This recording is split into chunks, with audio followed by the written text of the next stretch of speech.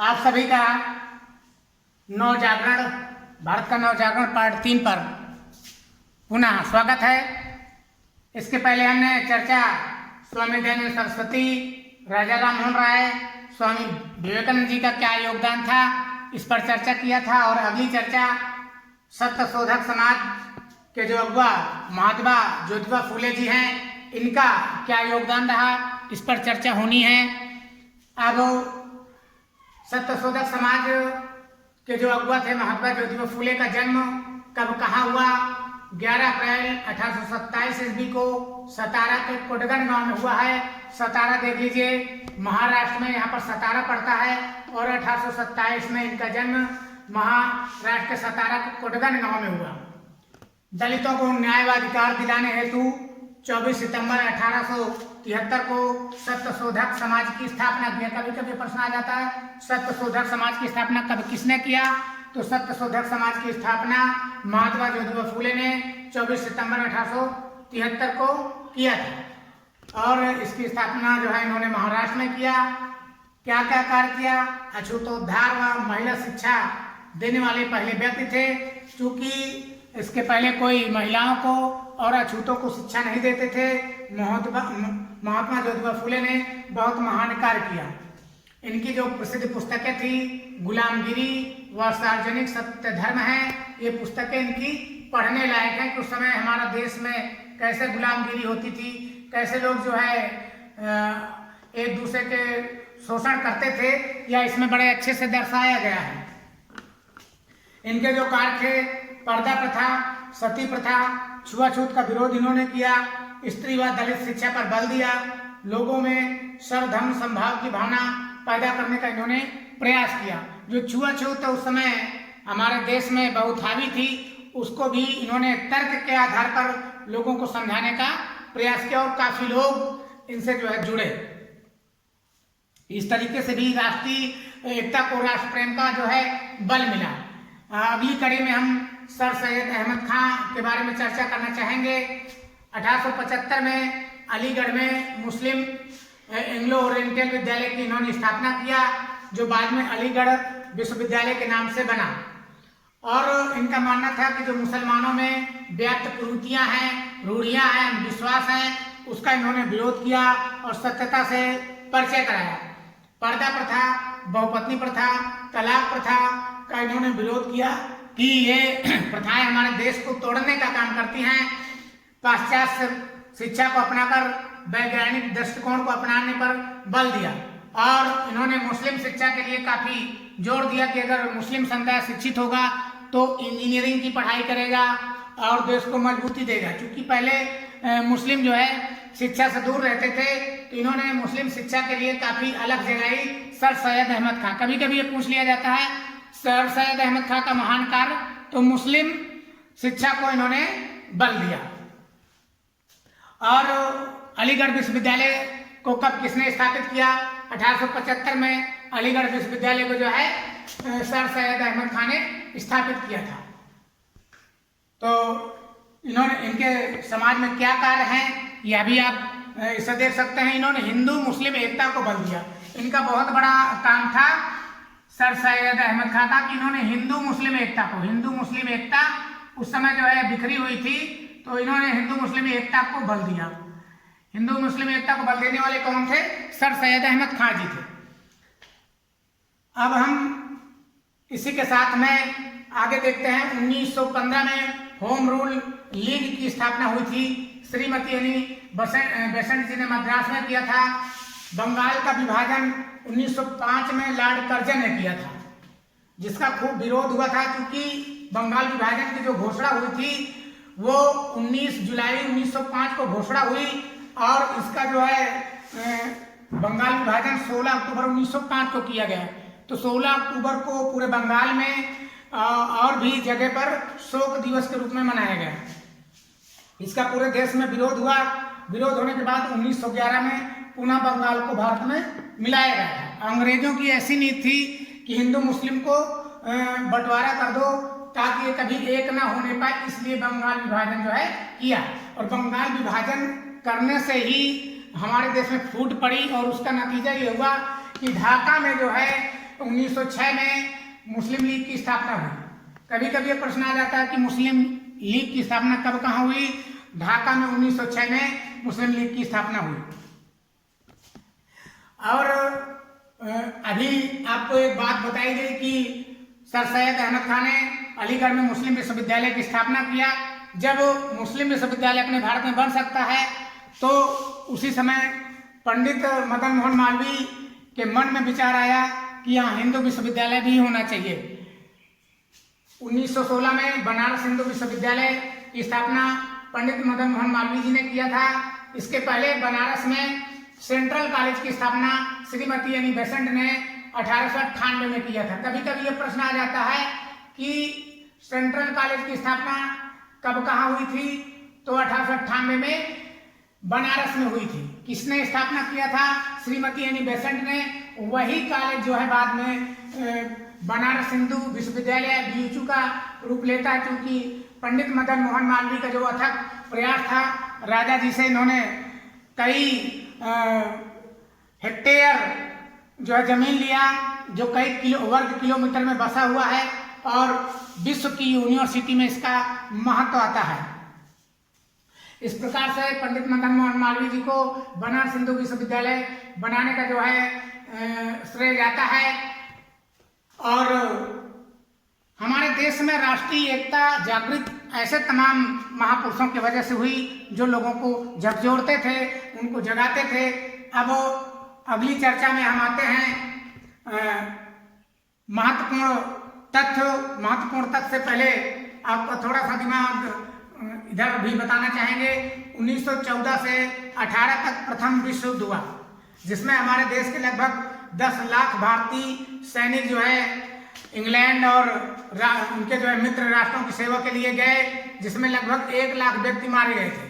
क्योंकि गांधी जी ने भी प्रेरित किया था कि अंग्रेजों की सहायता की जाए, और अंग्रेजों ने भी वादा किया था कि जैसे ही वहाँ की लड़ाई बंद होगी हम भारत को आज़ाद करेंगे, पर अंग्रेजों ने ऐसा नहीं किया, जिससे हमारे देश में और राष्ट्रीय एकता को बल मिला।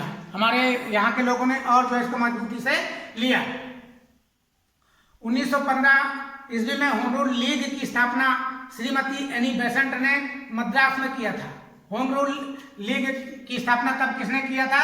श्रीमती एनी बेसेंट ने 1915 में। ये विदेशी महिला थी, लेकिन काफी हिंदूवादी विचार की विचारधारा रखती थी, इसलिए इनको यहाँ महत्व मिला।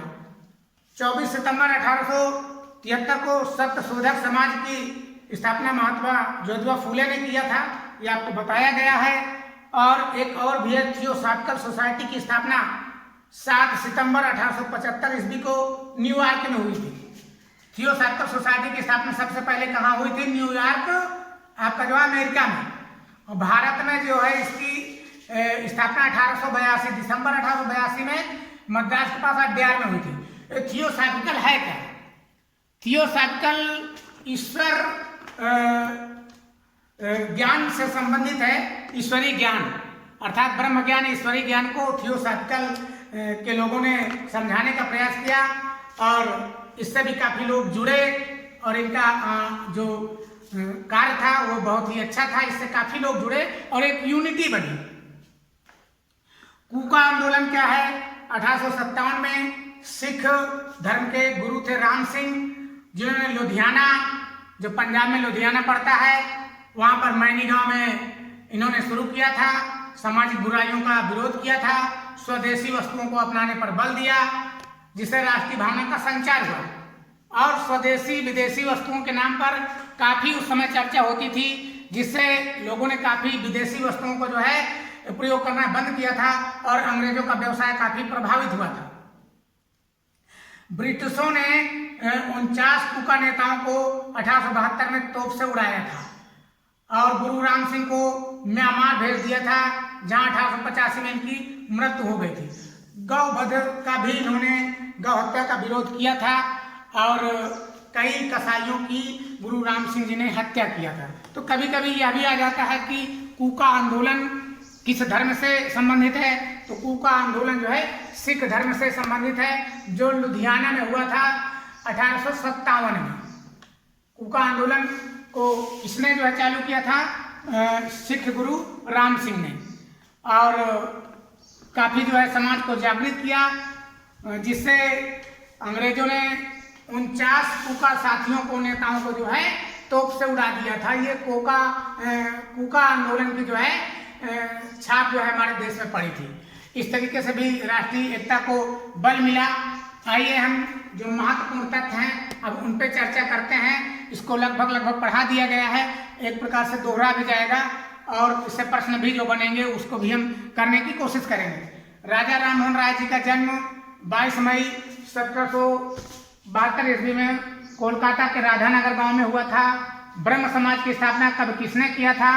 तो ब्रह्म समाज की स्थापना 22 अगस्त 1828 को राजा राम मोहन राय जी ने कोलकाता में किया था। सती प्रथा का अंत का कानून कब किसने लागू किया था? 4 दिसंबर 1829 को लॉर्ड बैंटिंग के शासनकाल में पारित हुआ था। किसके प्रयास से पारित हुआ था?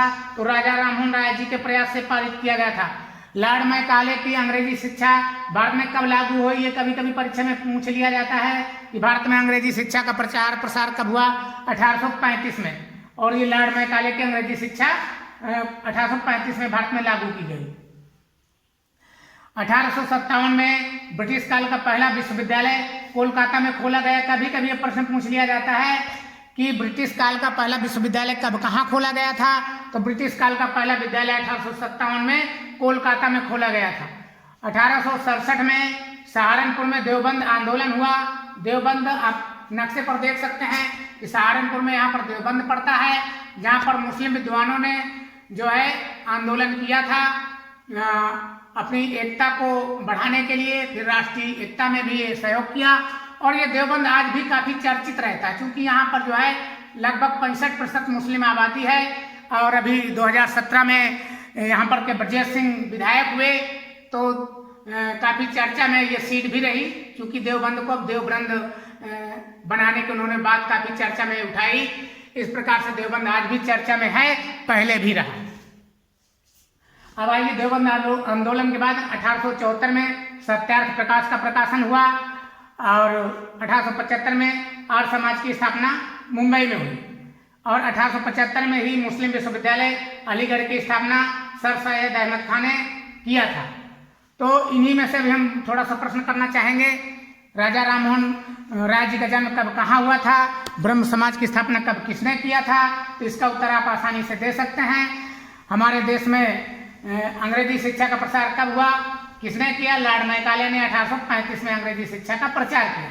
भारत में पहला ब्रिटिश विद्यालय कब कहाँ खोला गया? 1857 में पहला ब्रिटिश विद्यालय कोलकाता में खोला गया। देवबंद में कौन सा आंदोलन हुआ था? तो देवबंद में उस समय एक राष्ट्रीय आंदोलन हुआ था 1867 में, देवबंद आंदोलन के नाम से विख्यात है, जो मुस्लिम विद्वानों ने प्रारंभ किया था। 1874 में सत्यार्थ प्रकाश प्रकाशित हुआ, स्वामी दयानंद सरस्वती ने प्रकाशित किया, जिसमें सभी धर्मों की बुराई और भलाई लिखी हुई है। यह पुस्तक बहुत ही अच्छी है। और 1875 में आर्य समाज की स्थापना हुई।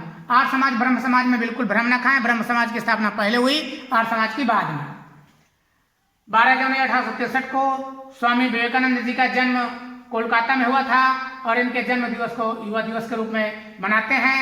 1881 में विवेकानंद जी की मुलाकात दक्षिणेश्वर में रामकृष्ण परमहंस से हुई, जिनको इन्होंने अपना गुरु माना। और 1885 में राष्ट्रीय कांग्रेस की स्थापना A.O. ह्यूम ने किया। इनका पूरा नाम है इनका पूरा नाम है, देख लीजिए यहाँ पर लिखा हुआ है, Elon Octavian Hume. A.O. Hume का पूरा नाम एलन ऑक्टेवियन ह्यूम।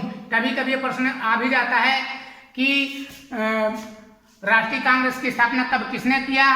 तो A.O. ह्यूम, ये अक्सर सब लोग पढ़ते हैं लेकिन पूरा नाम भी जान लें, एलन ऑक्टेवियन ह्यूम इनका पूरा नाम है।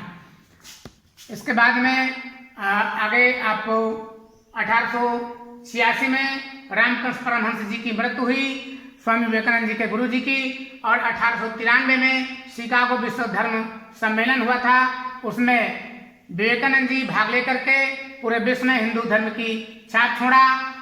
1897 ईस्वी में रामकृष्ण मिशन की स्थापना बेल्लूर में किया और इससे भी काफी लोगों में सहायता की भावना जागृत किया।